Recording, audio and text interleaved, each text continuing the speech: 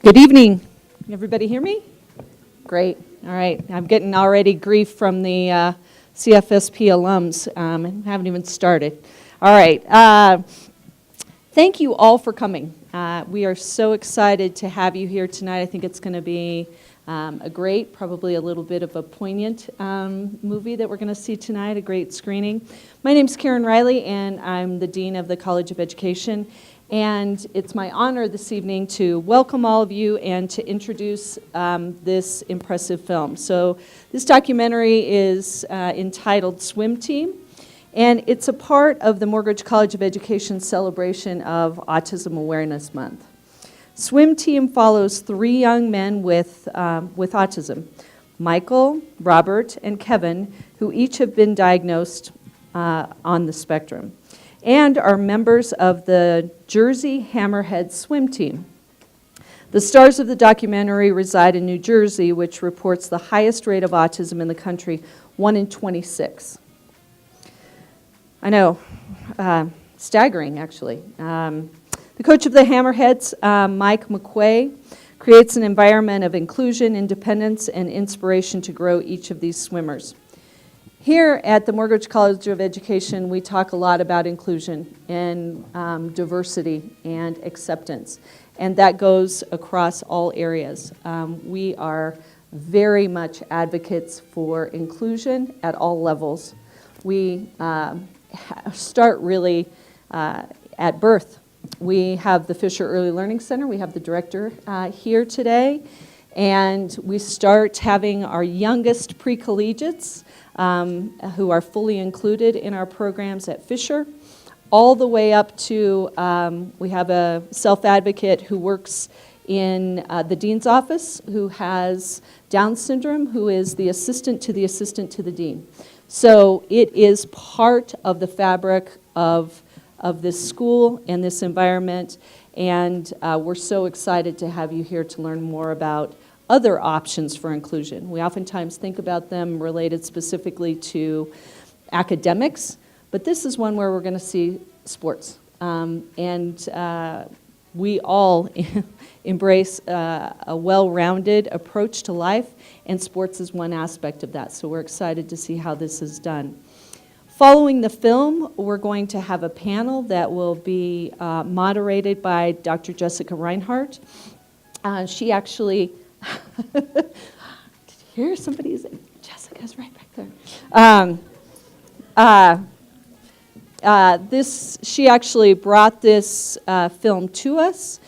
She and her research group. So actually, Jessica is right there, standing up. And Jessica, do you want to recognize your research team as well?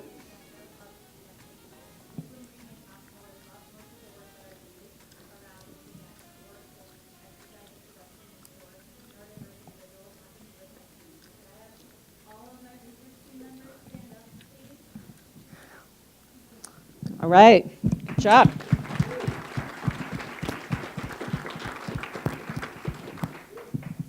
That's great. Well, sit back, enjoy. I think that, I hope that you're able to stay for the panel discussion, because we're going to have some young swimmers and their parents who are actually going to talk about their experiences similar to what's shown through the film. So thanks again for coming, and Josh, let's get going.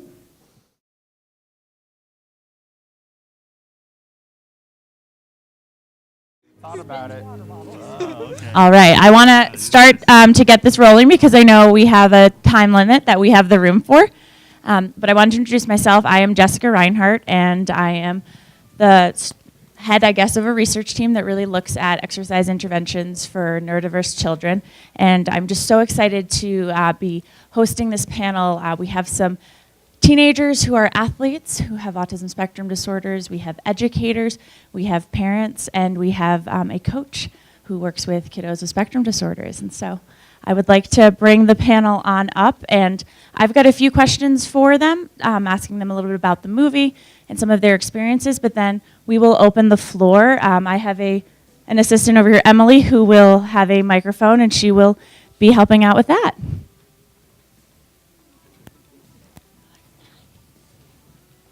You see how we're good? Cool. Awesome. All right, well, thank you. I'm going to start by letting our panelists introduce themselves, and I will start down here. I'm Jacqueline Bauer. I am a teacher at the Joshua School. I work with kids with autism. I also teach yoga for kids with autism as well. My name's Justin Morales. My son and daughter are here, both on the spectrum. I'm Darian Morales. I am a senior in high school, and I'm a swimmer. I'm Sarah Zartman. I work as a BCPA and program specialist at Joshua Early Childhood Education Center, and I work specifically in early intervention, so really little kiddos when they're first diagnosed, and get to do a lot of fun social emotional education. I'm talking for Sierra Morales. She's a freshman in high school, and she's also a member of her swim team. And then I'm Alana Morales, and Justin down there is my husband, and Darian and Sierra my kids. I'm also a high school educator and have been teaching for almost 20 years. Thank you. So I would like to start by asking the panelists about the movie and if there was any particular scene that you found to be moving or compelling, and why. Sarah, do you? So Sierra cannot decide which one stands out the most because she cried about 12 times during the movie. So She and I share that. is there one that stands out? You don't have to. Why? Why the end? Here, I'll hold it. It's okay. I don't need it. I don't know why the end would stand out more. It's very touching, very emotional. Thank you, Sarah. I also really liked the end. I think what I liked is that Michael, in the very beginning, he was kind of like talking about his stuffed animals and naming them, and that was like so passionate for him, and to see him be able to do that as his job was just so heartwarming, that he was doing the same thing that he, really loved to do, and that he was able to kind of actualize that dream. Does anyone down here want to share? Yeah, I think the part where Robert and Michael really take on being the coaches of the team and just seeing them be so empowered to move the rest of the team and be so selfless. Like I loved when we talked about when people want to swim faster than I do, I want to help them do that. So it's not just about me, it's about the team. And I feel like it really just embodied that they were the ones who created their own success, and they worked hard, and it was, people supported them and helped them, but it was really the team that did it.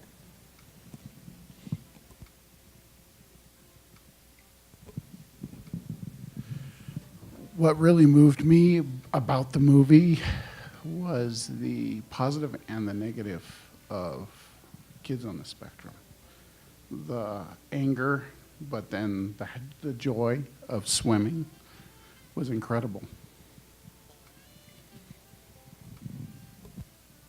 I think I'm going to jump in just because, as you can see, my husband and I didn't get to sit by each other, but I think if we did, we would have talked about just how relatable it was. And I think, I can't speak for him, but for me, seeing parents that we could relate to, I can't even put into words what that feels like, because when you parent a child with autism, your life is very, very different than a neurotypical child's, upbringing. And so for me in particular, I just really liked being able to relate, being like, yep, we've had that conversation, so. Awesome. Well, thank you. So I heard a lot of different things stood out to different panelists and related to experiences. My next question for the panel is, if there is one person or one group of people that you think would benefit from seeing this movie, from seeing this documentary, who would that be? I'd say it's all those people who like put down other kids and how they act. They need a little wake-up call. A wake-up call. Thank you for sharing. If I'm allowed to butt in real quick, I would show it to, there's actually a kid on my swim team who's on the spectrum. I would show it to his family because, I mean, they know what it's like. I just feel like they would enjoy to see, like it would be, what's the word, like comforting to see other families like that.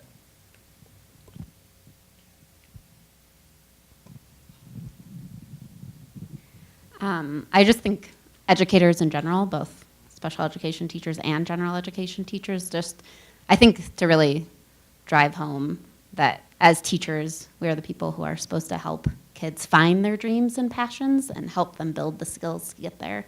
So yeah, I'd love to show it to all the teachers at our school.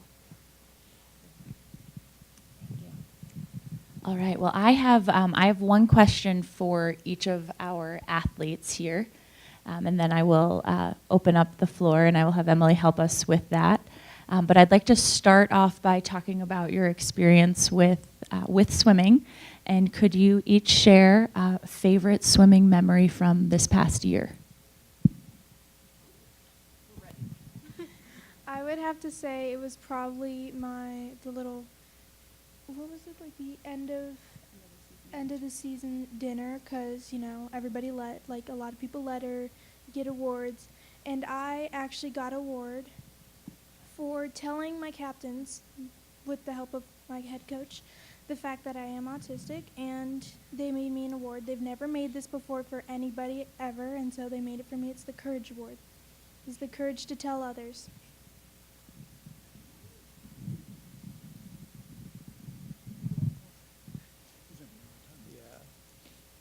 Favorite memory from this year?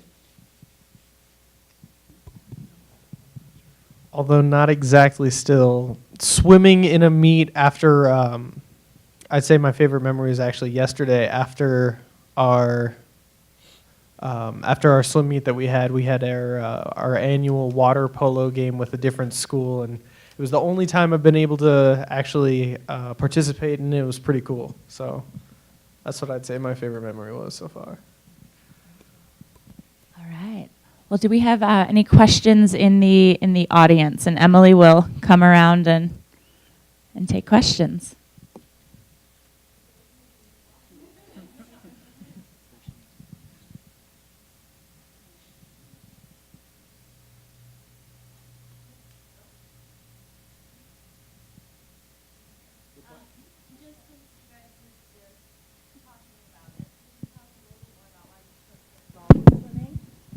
In the first place? I've been swimming for years. We used to live in Arizona. We had a pool in our backyard, and then we moved here and joined a competitive team, and that's just kind of where it started. And then I started high school swim.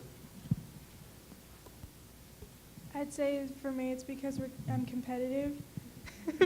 I love being competitive. I just love also, like, I actually, sometimes if my team finishes first, I start cheering for the others. So it's the feeling of being nice towards other without, like, everybody expecting you to, like, do something else.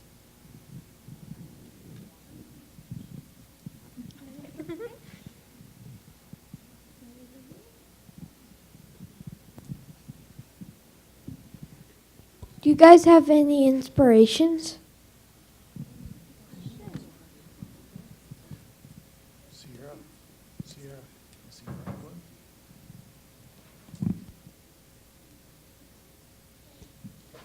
For swimming-wise, it was Missy Franklin. Well, because actually, my dad can back me up on the story, so you guys know it's true. I actually met her before she won her gold, because my dad worked on her pool, and I decided I wanted to be a lot like her. I wanted to win. I wanted to be someplace where I never thought I could be.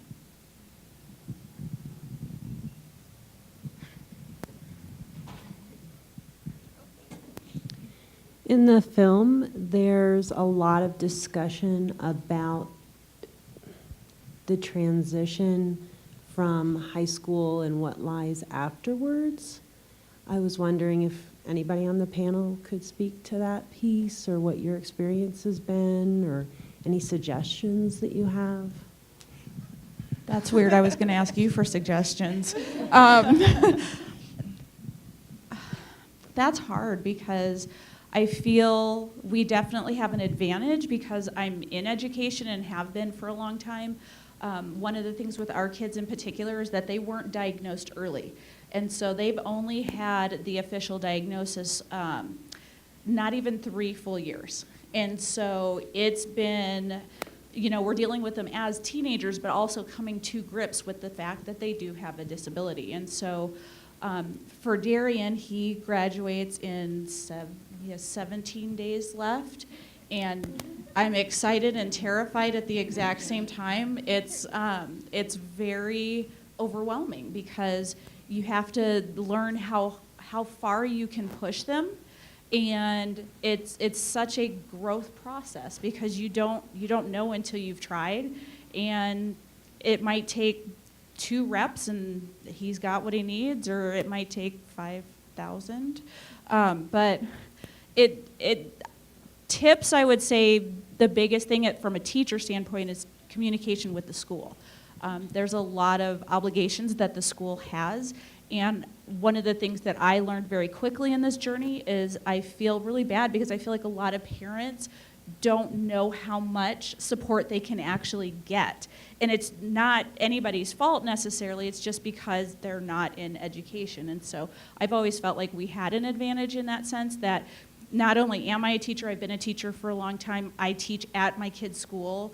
I mean, it's just an ideal situation. They probably don't see it that way, but and so I feel, from a professional standpoint, that it's one of those things where there's a lot you have to learn. And so you have to be willing to learn on your own and see what the options are and keep asking questions. I mean, Darian, we're very fortunate. He wants to be a biomechanical engineer, which I didn't know what that was until about 2 months ago. But is his path going to be different from a neurotypical kid? Yeah, probably. He's going to start at a community college. We'll talk about you, don't worry. Sierra wants to be an archaeologist and plans on getting a PhD. So is that going to look a little different in our house than somebody else's? Yeah, probably. But it's one of those things where, our normal is not everybody else's normal, and we just had to kind of come to grips with that and just accept that our kids' paths are going to be a little bit different, but that doesn't mean they can't get to the same spot. So. Thank you so much. I would love to take the opportunity of having a microphone in my hand to dovetail into some questions for the educators on the panel around the topic of movement and exercise and the role you see exercise playing in educating the students with whom you work. Well, Jacqueline's the expert. Jacqueline and I work at the same school, but she runs a yoga group, which she can definitely tell you more about because she's wonderful. But it really is incredible, and I've worked, in swimming programs and other type of, basketball programs, which is funny because I don't play basketball. But, I think getting movement and being able to engage with something concrete and something clear has been really beneficial to, every child, adult that I've ever met. So. And I think even before talking about yoga, we actually just took our kids skiing this week, yeah. and it's beautiful, and we take them every year, and every year we have kids that are just like flying down the green runs after like 2 times down the bunny hill, and I'm just watching them like, oh my God, every time I go skiing, I'm too scared to even make it halfway down a hill. And our kids it's like you put them in this new, wonderful situation, and you put them in with high expectations, and there they come like flying down the mountain. And yeah, the yoga that I teach in my classroom it's amazing to see what the kids will do. And there are sometimes where we'll do a meditation and I think nobody's listening and people are running around, and then all of a sudden a kid is scripting the meditation when they're having a hard time and using it to calm down. And so thinking about that too and realizing that, listening or participating doesn't always have to look like what we think it might have to look like. Yeah, and I think just back on skiing, because that was so recent, I think thinking about like helmets and boots, things that are really tight and really uncomfortable, you always assume that that's going to be really difficult, but once you go there and you actually give it a try, it's incredible how successful it can be. And that our trip was, which was great. We've got another question back there. So my question is for Darian and Sierra. What have you guys learned about yourselves from the swim experience that has applications outside of the pool hall?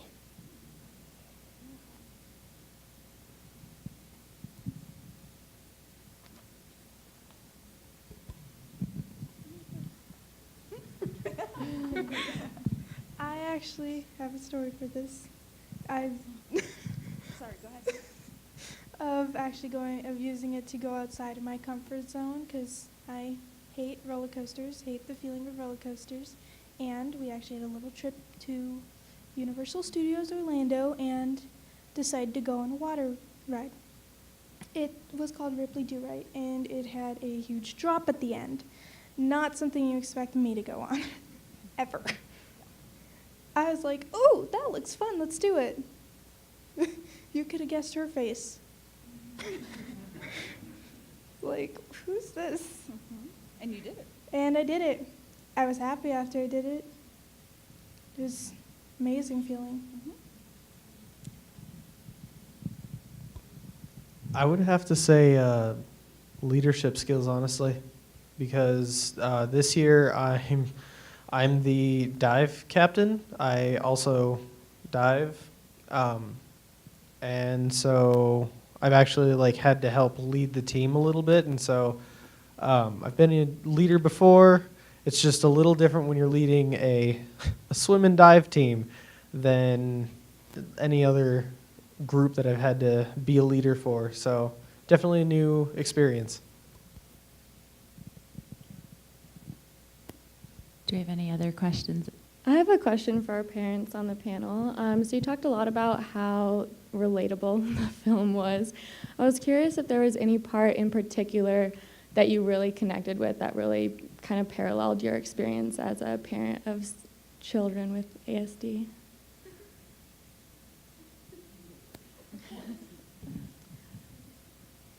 So many of those. Dinner was a really good example, I think, just where you're talking and they're doing, they're just turn around and you're like, okay, I guess we're done. So I would say, true, yeah. So sometimes if the kids are, in a situation where they're uncomfortable, just, I honestly, I don't know that I can pick one. There's so much of it. And again, just because we have to think so much differently about how we parent our kids. And so, for example, during the movie, I was up with both kids at various points because, one was uncomfortable and needed to walk a little bit. And one, I forgot because I wasn't thinking that, and Darian, is it okay for me to share about the seating? Is it? Okay, well, I thought to ask you before I said it.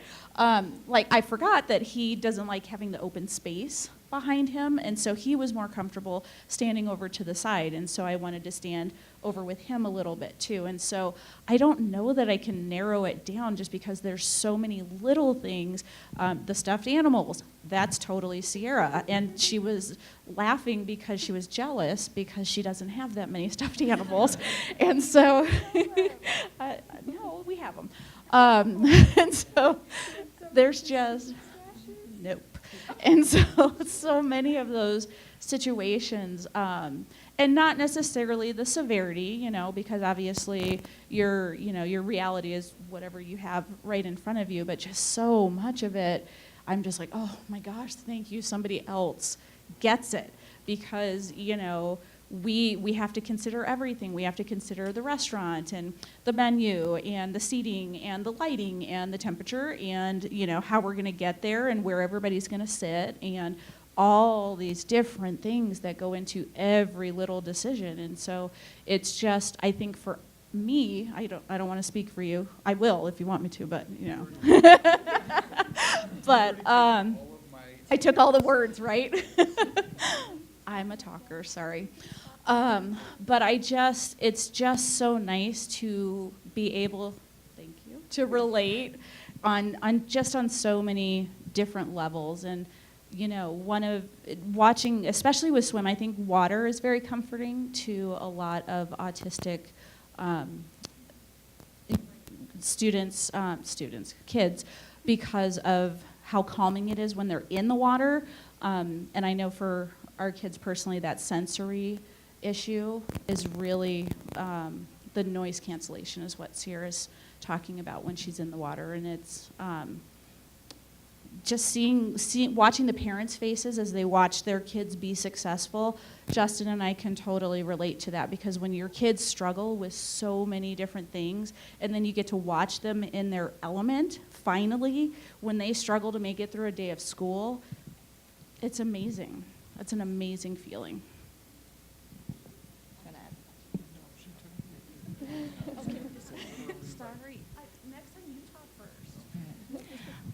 Being sensitive to time again, I would like to ask a final question for all panelists.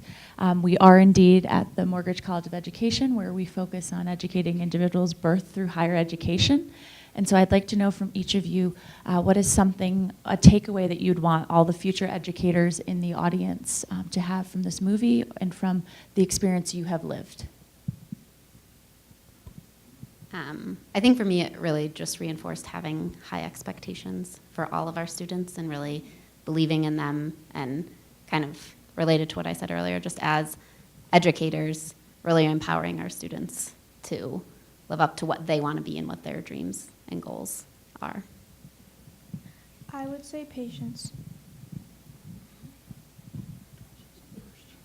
She has a lot of it. You do have a lot of patience. Like you're sitting here with me. Because I'll just keep going. Go ahead first, but you're not going to steal my idea, don't you? Darren, you're up. You're up. I have nothing to point out to this is my time to Deal. I know. No, I do. Okay, I would say just understand that different people learn different ways, and just because a student isn't looking at you, or a student wants to sit on the floor, or a student wants to stand up next to their desk, doesn't mean that they're not learning or they're not listening to you. They can still surprise you. I think keeping everything really strengths-based was a theme throughout the entire movie.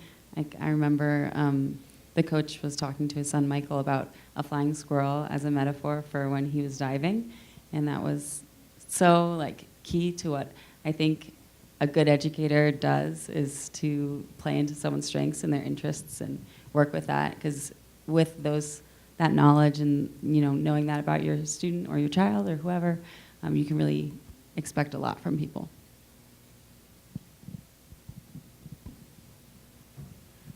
I'm going to say keep in mind the sensory aspect of all kids.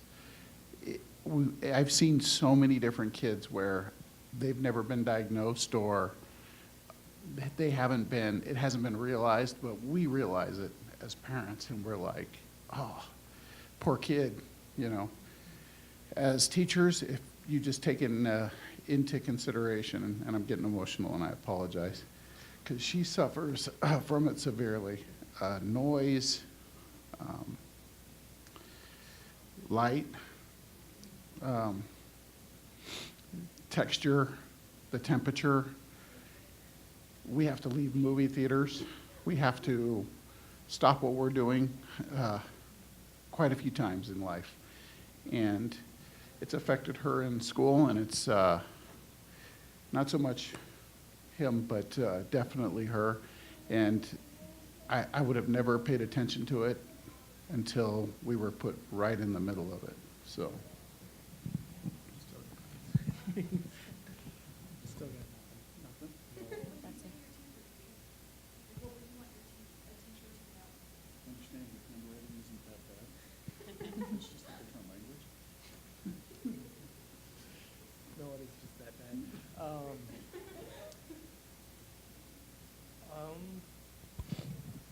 Maybe just understand that everybody takes in things at a different speed. Nobody's exactly the same, whether they have autism or not. Just not everyone can take things in like that.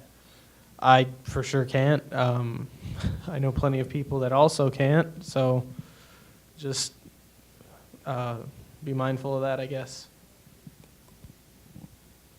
Thank you so very much, and I want to thank everybody here for participating and for the time, and I hope everybody has a wonderful evening, and happy April Autism Awareness Month. Thank you, guys.